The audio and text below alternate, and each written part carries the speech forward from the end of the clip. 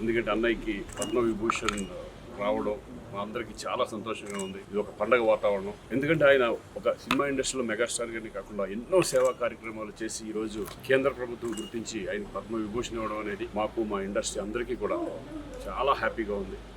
All the best. Once again congratulations అన్నయ్య. మీరు ఇంకా పైకి వెళ్ళాలని, ఇంకా లెవెల్కి వెళ్ళాలని మనస్ఫూర్తిగా కోరుకుంటున్నాను. అందరికీ నమస్కారం అండి.